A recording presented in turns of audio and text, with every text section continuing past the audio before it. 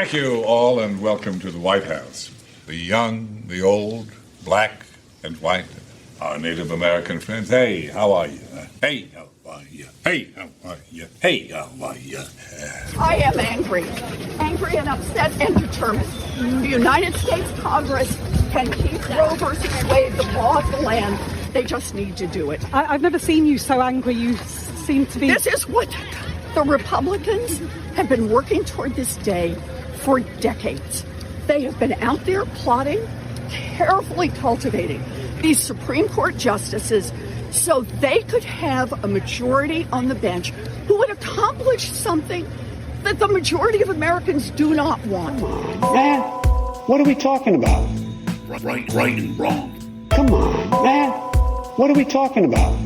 Right and wrong. Corn Pop was a bad dude.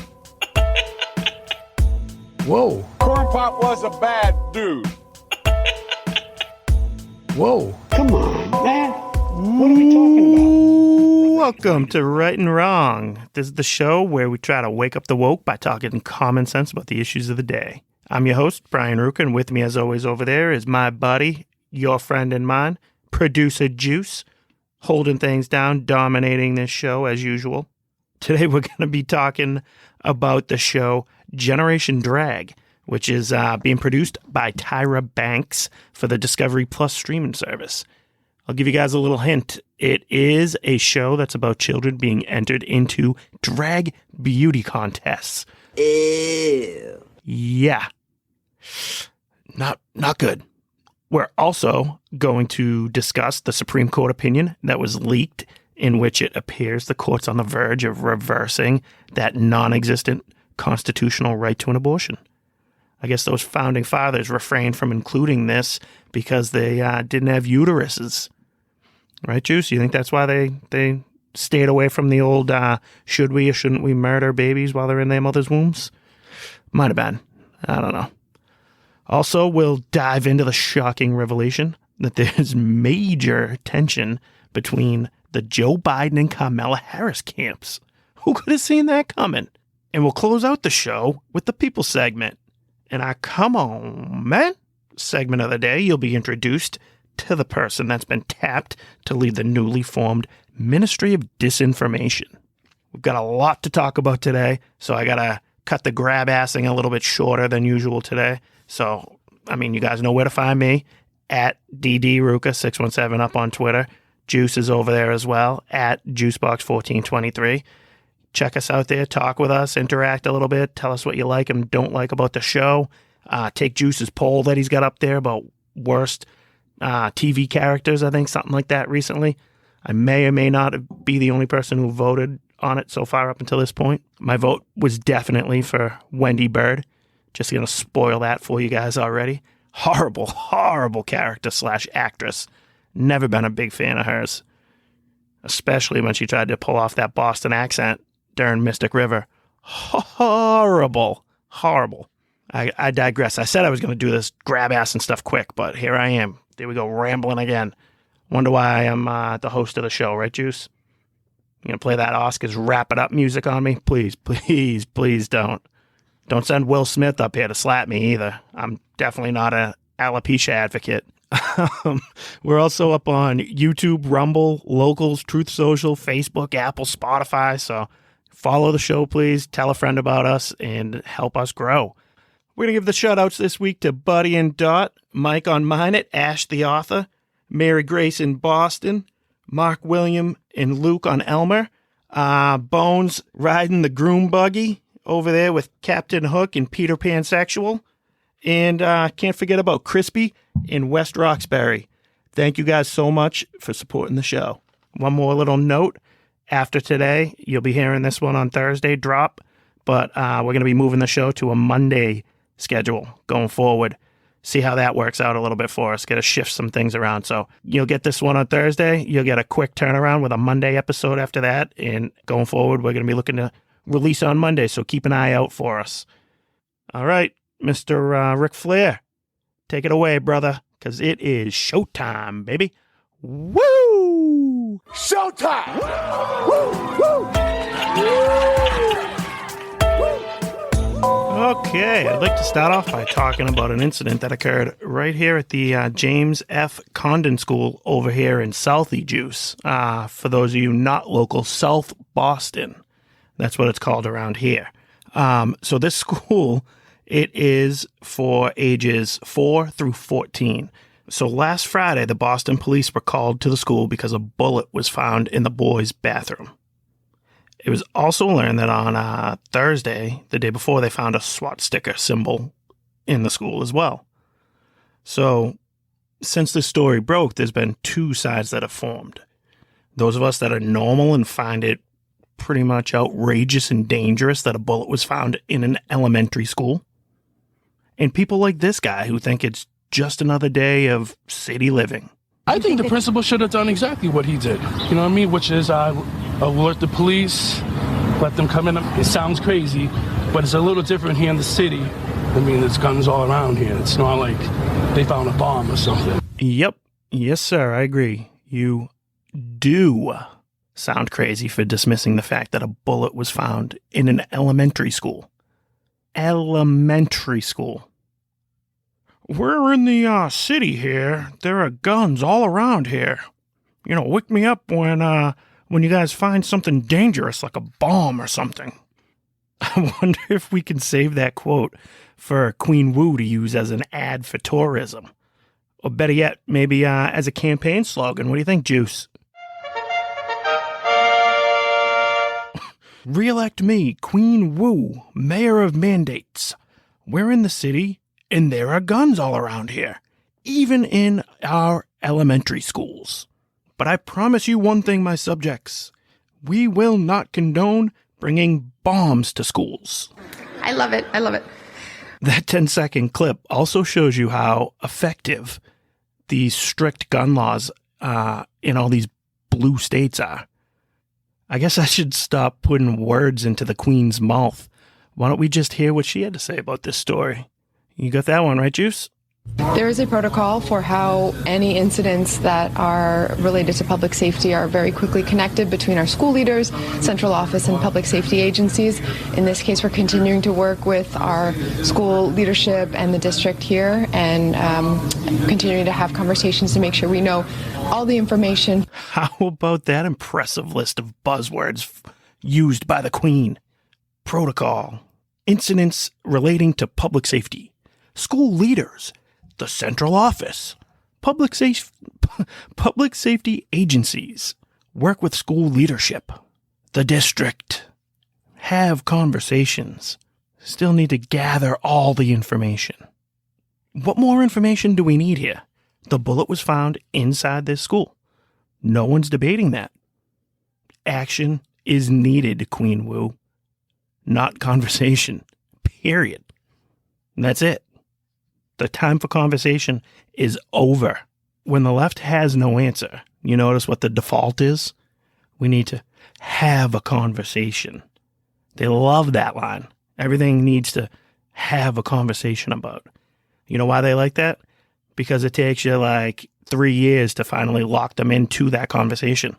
You bounce back and forth, emailing them, waiting for a response. They have another event, then it gets scheduled, canceled, rescheduled. And before you know it, we've all moved on to something else.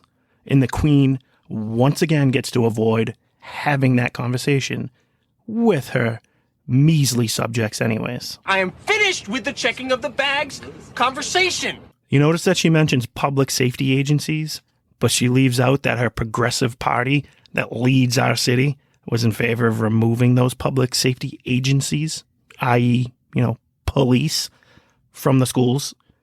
You know why they did that? Oh, because the police are racist, of course. We all know that. Silly to even ask that question, I guess. Don't worry, everyone, though. Because we have these two city councilors who want to now pretend to be the heroes of the Republic. That's right. We have Mike Flaherty and the donkey Ed Flynn. They're willing to stand up and talk tough now that something's actually happened. Something like this has happened. Why isn't the protection of children and the safety of schools a daily priority for these two suits? Oh, yeah, I see, Juice. I get it. It's because they're only looking to score FaceTime on the news and they're hoping to secure some love from those voters out there who see them. Never waste a good opportunity, I guess, huh? The two counselors released a written statement last Friday, and this part of the statement was highlighted on the news. Part of their joint statement reading in part, when school leadership fails to take potential incidents of violence and hate seriously, it creates an environment that is indifferent to violence and inappropriate behavior. All of our children deserve to be in a safe, stable, and welcoming learning environment at our Boston public schools. I'm starting to get real sick of these public figures referring to children as our children. If you're a politician, a teacher, a doctor, a coach, you have the responsibility of caring for someone else's child. That does not make that child your child. The statement from these two clowns should have said, all of your children or all of these children deserve to be safe. Because they do deserve that.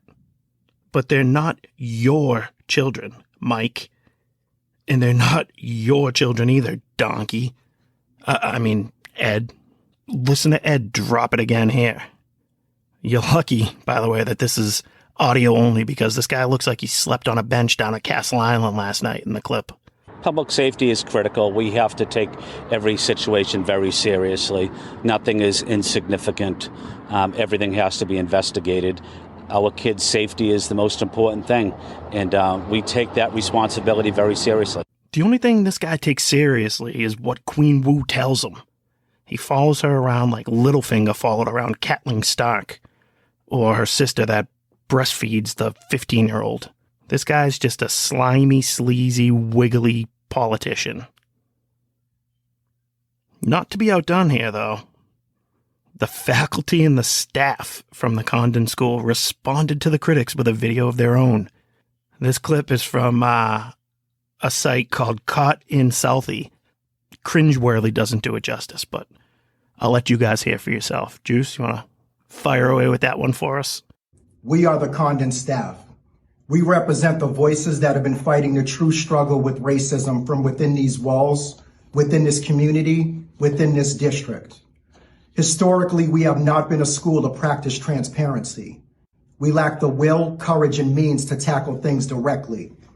We have made a commitment to the work the district has asked of us. Once we began our journey, we were quickly met with resistance and hatred. Hatred from fellow staff, resistance from the district, and dismissiveness from the community. We have chosen to share our truth, to no longer wait to be handed a mic, to disrupt a system that abuses its power to harm and belittle our community. The recent narrative presented in the media and by city councilors portray our student community as violent and damaged. Our staff is incompetent and neglectful, and our school community is unsafe. Within the last 2 years, our school community has faced criticism for our anti-racist work. Our Black and brown staff and students have been at the center of inequity and racial prejudice by individuals within and outside of our school. South Boston is a community made up of students from cultural, racial, and linguistically diverse backgrounds. Our diversity is our collective strength. We are here to claim our power. We still believe that unlearning racist, harmful behaviors can be accomplished through unified commitment and dedication. We are Condon for Unity. This is absolutely ridiculous. Nothing like releasing that gibberish in response to a bullet being found in your elementary school. Yes, your elementary school. The first 30 seconds of that clip are irrelevant, but, they start with that because they're trying to establish that any criticism of their actions are racist. They claim that their school is being mislabeled as unsafe. I'd say it's pretty unsafe to find SWAT stickers and bullets within your school. What about you, Juice, huh? Yeah? No? Thumbs up? Thumbs down? Yeah, not safe. Ladies and gentlemen, the ruling has been declared here on the Right and Wrong Show. Not safe. While what they say, while they're trying to unlearn racism, they must have unlearned the meaning of safety too. Who do these people think they are? What do they think their job is? They think the job of teaching is to disrupt the system that's in place. Their words, not mine. I thought they were there to teach kids how to read and write. I stumbled across a story about this school from back in the summer of 2021. The story reports that, quote, photos were leaked from within the school of flyers and literature expressing to students that police are there to protect only certain students, race being the deciding factor. End quote. Okay. Actively promoting that police are not there to keep people safe. Coincidence that a few months later the school has this going on in it? I just asked the questions. I don't know. The story goes on to say, quote, at the Condons' recent 8th grade graduation, an announcement was made that this year there would be no playing of the national anthem and the American flag would not be displayed. Yet, with the decision not to have the American flag present, the BLM and Pride flags were clearly visible on school property. End quote. These people running the Condon are clearly activists, not educators. And with spineless political leaders like Flynn, Flaherty, and Wu in place, the city of Boston is in major, major trouble. We are Condon for unity. Bum, bum, bum, bum, bum, bum.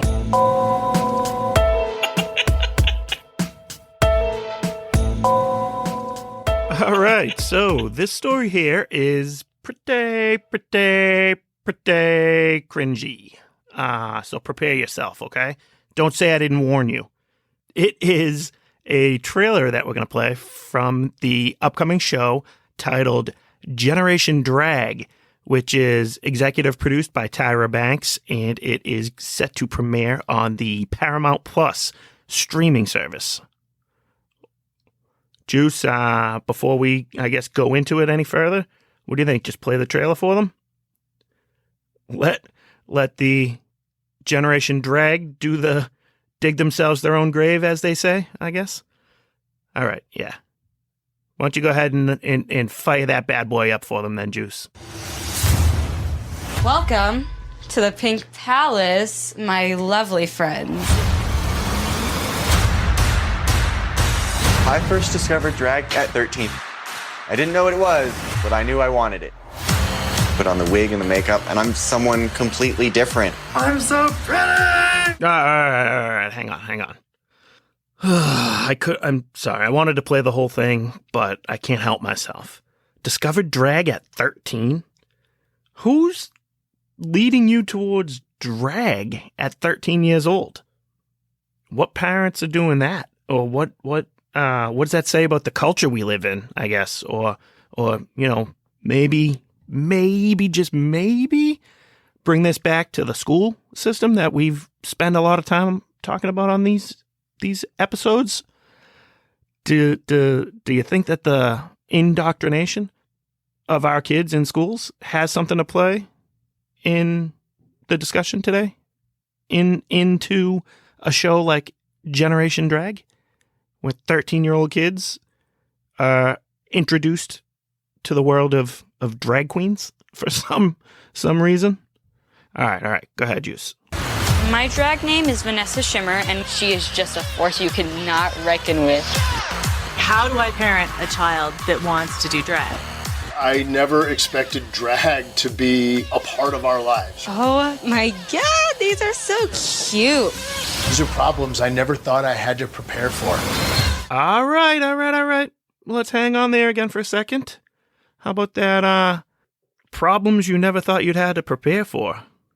What do you mean there, Dad? You're in the clip, they're showing this guy bring his son to a store to buy giant pink platform boots. Can that kid go and use his own money and his own, transportation, wherewithal, whatever, to go do that himself? Or are you enabling and allowing this type of behavior? I don't know. Oh, and what about the mother in that clip? How do you parent a kid that's into drag? I'll tell you how. no. Simple as that. Just say no. Guy named Griff, just say no. Remember that? Back to the Future Part 2? All right, go ahead, Juice. What I love about drag is the glitz and the glam. My name is Noah, and I'm transgender. Have you talked to mom and dad about the pictures? What do you think of taking those photos down? The constant reminder that I had to pretend I was a boy. Stop it again. Ugh. Of course, transgender comes into it too. And that boy Noah over there tells us that he had to pretend to be a boy. I want someone to shout it from the rooftops. Noah, you now are pretending to be a girl. Unbelievable. Wow. Like, just flipping reality around and changing the meaning of language and words. Like, you were not pretending to be a boy. And they show the clip there that kid is at the dinner table with his family, asking them to take down family photos because he looks and is dressed like a boy in those photos. And now Noah is magically a girl because he stated it that he is transgender. Get it? Get it? Is anybody confused yet? All right. Let's keep going with the clip, my friend. Do you think a mom would ever want to watch me do drag? How do I explain this to my child that she doesn't fully accept Novella? Making friends has been a hard thing for me to do. When I'm becoming Nemo, become more confident. Let me make sure you are appropriately fluffed. This transition has been difficult for them, but they try, and that's all you can ask for. It's important for kids to understand that they're not alone. So my mom started Draguton. Kids and their families are coming from all over the country where we get to be our true selves. Oh, God. This is happening. It's Vanessa Shimmer! This is a place of love and support because we need that in this world. This is me, and you better like it. Bye!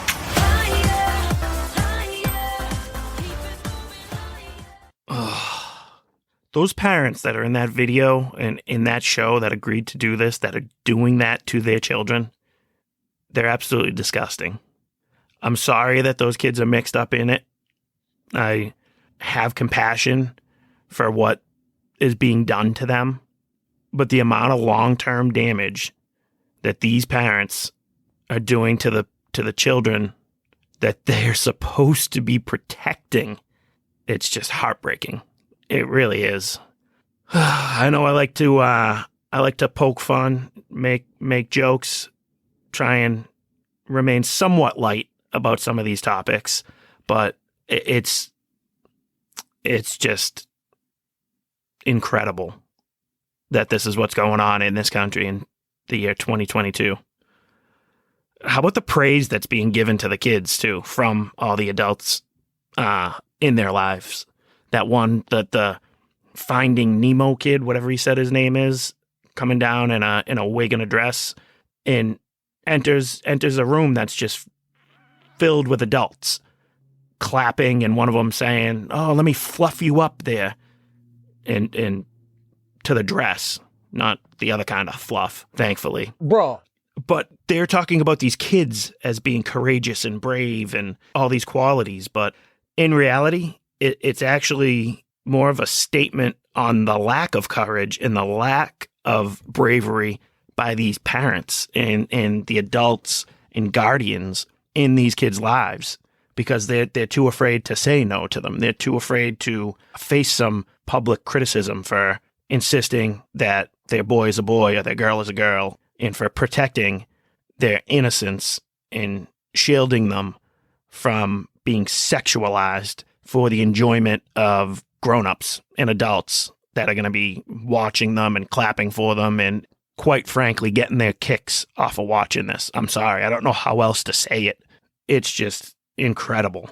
And the sad thing is, I mean, I don't even want to say sad as in giving these parents a cop-out, because use your heads, people. Again, the name of this show is Right and Wrong. You know what is right. You know what is wrong. Don't let that get twisted by overanalyzing the situation here. Don't remove your common sense from it because you might have brought your kid to a therapist who's only going to insist that you placate the child's imagination. I can't understand how a grown adult, how a grown parent is willing to give away their parental responsibility to a therapist, a doctor, a teacher, a school community that might try and affirm the false identity that their child is trying to assume. And I mean, this is a television show. People that are out there that think that this stuff isn't happening or it's not, mainstreamed or whatever. This is on television. It's in the school systems. We show you examples of it constantly. We can't keep pretending that this isn't happening. And you need to have the confidence to stand up, look things like that in the face, and just tell them it's wrong, flat out. Stop doing it. And the way we do that is by removing children from homes like that and prosecuting parents that are putting their kids through that type of stuff. It needs to happen. We're at that point. What side of this conversation do you want to be on? You want to be on the right side, or do you want to be on the wrong side? Simple as that.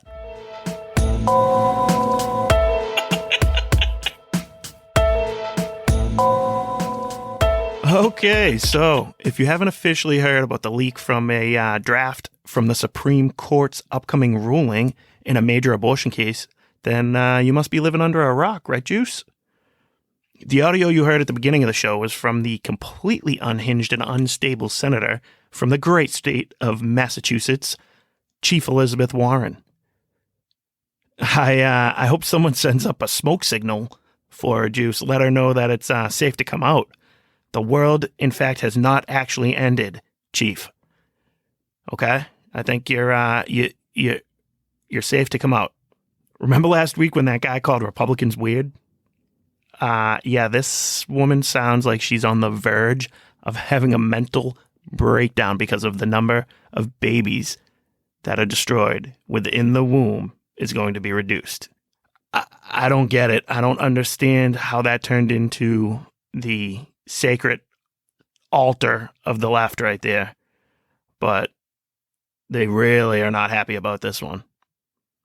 Never mind. No one has a problem that this got leaked from within the Supreme Court, which is an actual threat to democracy, not the made-up threats to democracy that the left likes to use. Nobody has a problem that some activist within the Supreme Court, I'm assuming and hoping that it wasn't an actual justice, but somebody who's clerking for one of the justices, leaked this to Politico in an attempt to rile up the masses, in an attempt to possibly threaten and scare the conservative justices who are in favor of allowing this issue to go back to the states. That's the only reason why something like this would be leaked. And Democrats are completely okay with that. No problem whatsoever. Anyways, this issue is a pretty complex one, and we could have an in-depth conversation to really go into it, but we don't quite have the time for that in just a regular segment. That could be a whole episode one day. Maybe I don't know, Juice. Maybe we'll do a special just on that alone. That would really get me popular amongst the Facebook crowd. I'm public enemy number one these days. But anyways, instead of that, why don't we just play a little bit of the reaction that's been circulating out there? Juice, you ready for that? I could go for that. This should be pretty interesting. Take a listen. This is my body, and nobody, you got people telling me I got to wear a mask or don't wear a mask or do this. Everybody wants to tell me what to do. Hang on there, Whoopi. It's actually not your body that anybody's talking about. The different body that is living inside of a woman. That's the body that is going to be aborted. That's the body that's going to be killed, terminated, murdered, destroyed, whatever you want to call it. But that is what's going to be happening. If somebody tells you that you have to wear a mask, that mask would be on your body. I don't know how else to explain that to her. All right, Whoopi, continue. You won't let me make my decision about my body. You are not the person to make that decision. My doctor and myself and my child, that's who makes the decision. And whoa, did she mean that or did she slip up there? Her child is also part of the decision process? That child gets to make the decision? I mean, seems like the game is rigged against the child, because if you, the mother of the child, and the doctor of the mother of the child are both going to be pro-abortion, then you already have that child who's about to be killed outvoted 2-1, I guess, huh? I mean, does the child get to, signal to you, give you 2 or 3 kicks? 2 kicks means keep me alive. 3 kicks means go ahead, have my skull crushed. Not sure where how important the child's point of view is in this whole process. But I'll let Whoopi continue to dig her own grave here. one of the things I really want to point out before we go is the reason abortion came about. Women in this country lived forever with it being illegal. Okay? Women, when they decide something is not right for them, they're going to take it into their own hands. Well, we got tired of tripping over women in bathrooms, public bathrooms, who were giving themselves abortions because there was nowhere safe, nowhere clean, nowhere to go. Huh? Tripping over people in public bathrooms? Whoopi, come on. You expect us to believe that? People were really walking around doing this? Pardon me. I'm sorry. Excuse me. Pardon me. Beg your pardon. Pardon me. Excuse me. No. Nope. No way. Not happening. Sorry, my friend. You can't exaggerate your way out of this argument that you don't want to even have. So, let's let her keep going, I guess. This law came about because people wanted people to have somewhere safe and somewhere clean. It has nothing to do with your religion. This is not a religious issue. This is a human issue. If you care about me as a human being, you should know 3 things. Getting an abortion is not easy. Making that decision is not easy. It's not something people do lightly. It's not something that you can just do. It is a hard, awful decision that people make. And if you don't have the wherewithal to understand that, to start this conversation with, I know how hard this must be for you. If you're starting it by telling me I'm going to burn in hell, then you're not looking out for me as a human being, whether I subscribe to your religion or not. And that is not okay. Hang on a second there. This is a human issue, Whoopi? If I care about you as a human, then I should allow you to kill another human because you want to, or out of convenience, or out of whatever other trumped up phony excuse you want to use to be able to sleep better at night? No. I do not care about you as a human if you are going to insist on destroying another human because it's inconvenient for you. I care about that human that you're killing. I care about that human that is having their life destroyed. I can hold that belief religiously, but I also just hold that as a human being, as human morality, as decency, as knowing the difference between right and wrong. And I'm sorry if you want to bring it to the next step and try and use the death penalty as a counterpoint to that. Somebody who's being put to death already had a chance to live their life. They already made their choices, and they put themselves into a position to be put to death because of the choices they made. This child inside of you, this baby, did not have a choice. You made that for them. How about her highlighting that there was nowhere safe and nowhere clean for people to go to get an abortion? It sounds to me a lot like what's going on in some of our major cities these days, where the narrative is we have to allow safe spaces for people that are addicted to drugs to go inject heroin into their bodies, or to go do drugs in a safe facility, a safe and clean facility. They're going to give them clean needles and have doctors on site to help monitor that. Same thing here, where it's like, okay, if you're going to have this clean, sterilized, talked about as if it's just a regular doctor's appointment type of a facility to have abortions at, that's going to encourage more women to go take that and go down that road, as opposed to either dealing with their own responsibilities or possibly making some different choices before becoming pregnant, because they know that, the understanding that, hey, you know what, this isn't just as easy to terminate, easy to hit the do-over button on as just walking down the street to the Planned Parenthood facility in my neighborhood.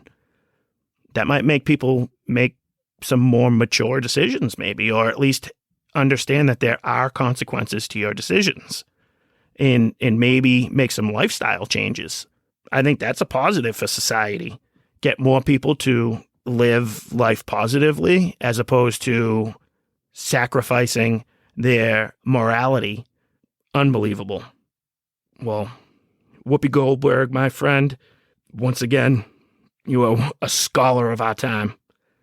Very, very eloquent and informative and well said. Not.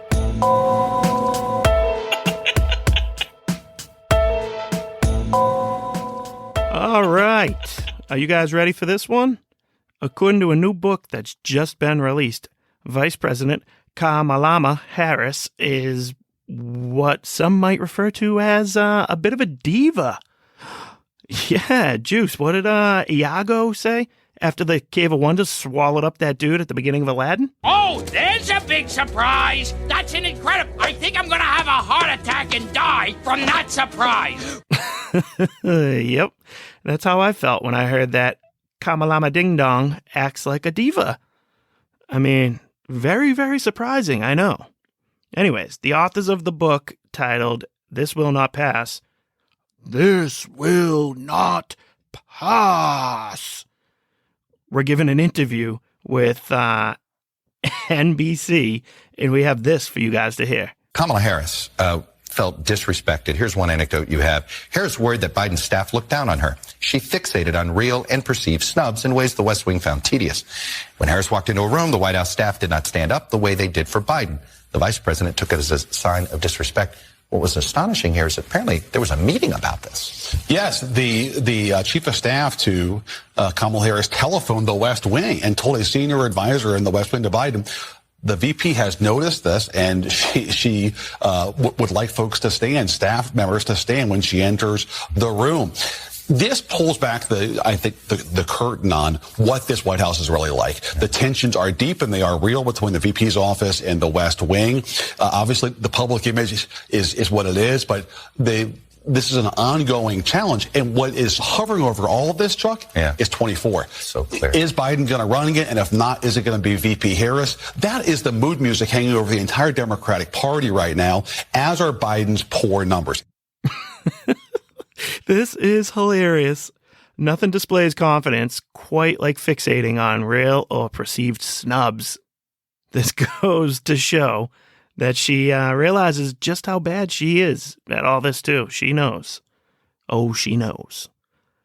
How about her complaining that the staff doesn't stand when she enters the room? She's not an elitist or anything, though. Just gotta all rise anytime the Honorable Vice President Harris enters a room. It's insane. It's incredible to me. I mean, I guess I don't know if it's easy for me to say here from my point of view today, but if I was ever in a position, that high-ranking position of power like that, to expect and want the people that work with you and for you to stand as a sign of respect when you enter the room. I don't know. Again, I don't know if it's easy for me to say it from here, but I would tell people that did that, no, please don't stand, sit down. Like, maybe formal situations where it's like, a broadcasted speech, but I'm reading that as she expects, like, anytime she walks into a room, everybody to just stand for a minute. Like, see you later. Get out of here with that. Lucky for you guys, today, as I'm recording, I'm able to identify as a female vice president biracial dolt. So I'm going to use my own lived experience and my truth to allow me to read this draft of how Kamalama Ding Dong might have addressed this issue to a room of White House staffers. So listen up. Good morning, fully formed lumps of cells. The world has a collection of people in it. And within that world, there lives another collection of people. The second collection within that original collection of the people happens to be a super important special collection of people. I happen to be a member of that second collection of people. You all are in the first collection of people. The thing about the difference in the collection of people is that the first collection of people are supposed to just cater to the egos of that second collection of people. Am I right? Yes. I'm speaking. And when you're dealing with me, the thing to remember is I was that little girl on that bus. Okay? And I was that girl who slept with her boss to advance my career. And I'm the same girl that called my boss racist during my job interview on national television.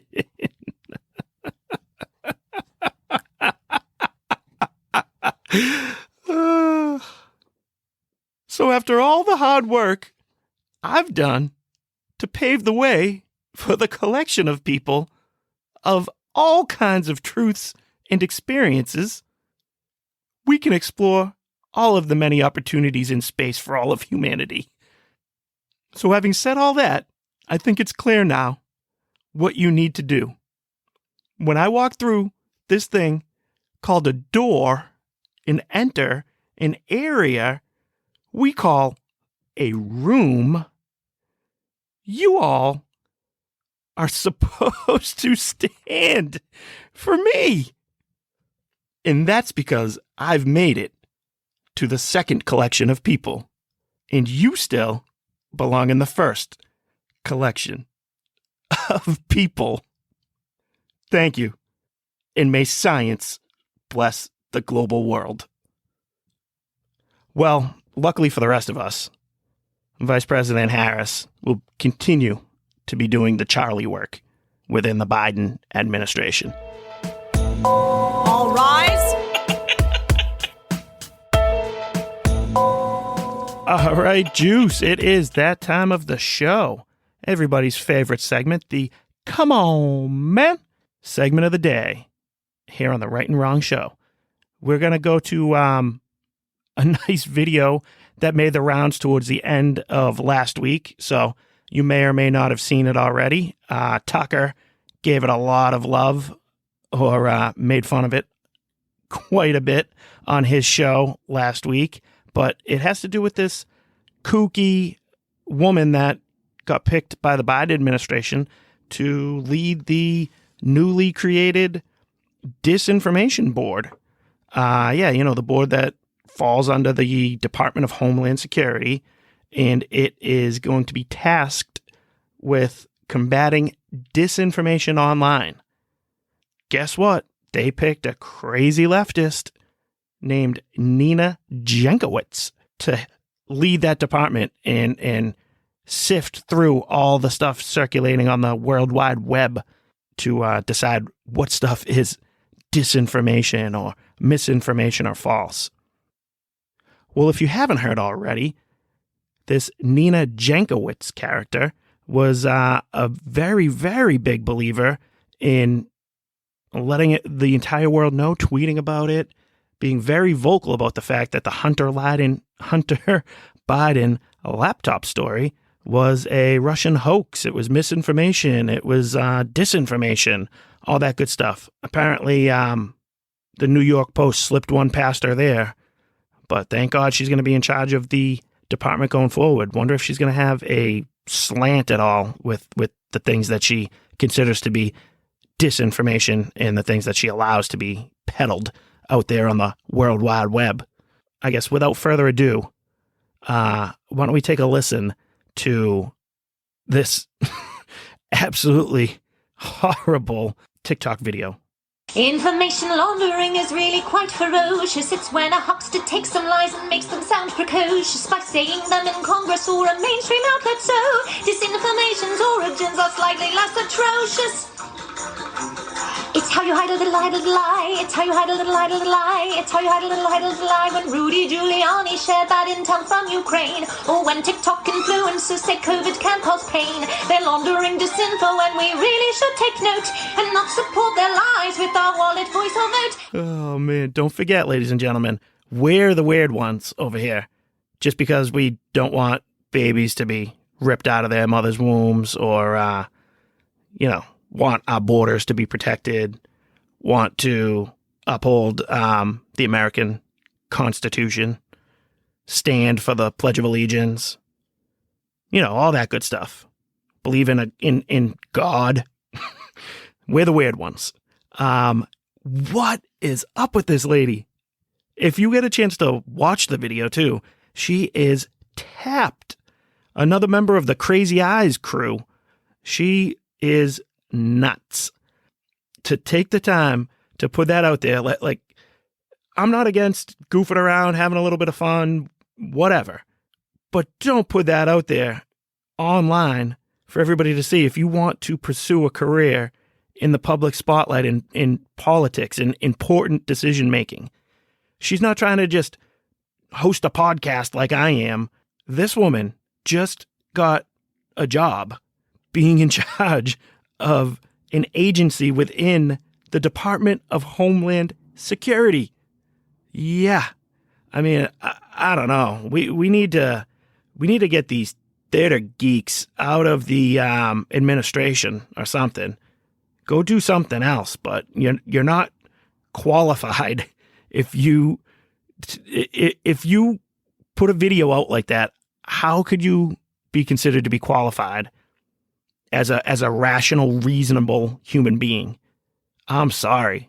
Nope, doesn't happen. And if you're peddling the type of stuff that she peddles, go through her Twitter page, look at a video like that, then she clearly has a slanted worldview as well, and she has a political ideology. There's no way to remove that.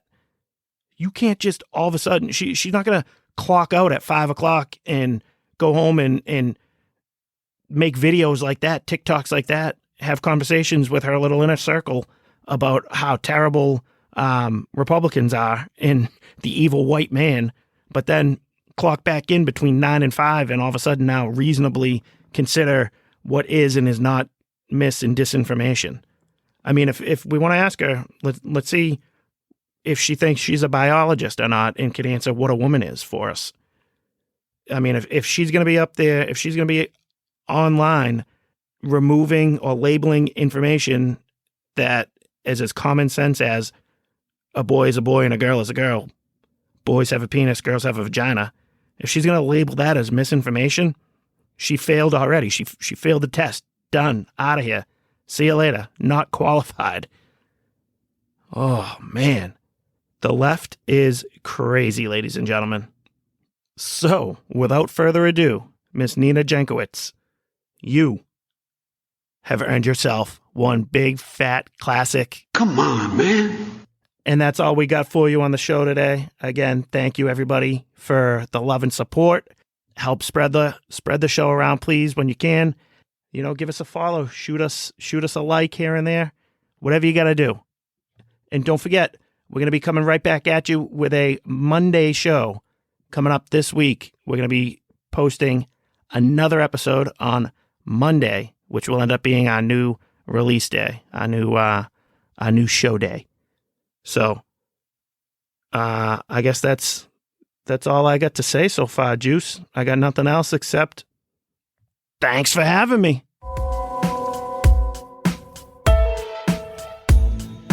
The Right and Wrong Show is produced by Juice. Executive producer, Juice. Audio mixer is Juice. Hair by Skull Shavers. Wardrobe and makeup by Ashley Ruka. Right and Wrong song created by Juice. The Right and Wrong Show is copyright 2022 from Brian Ruka.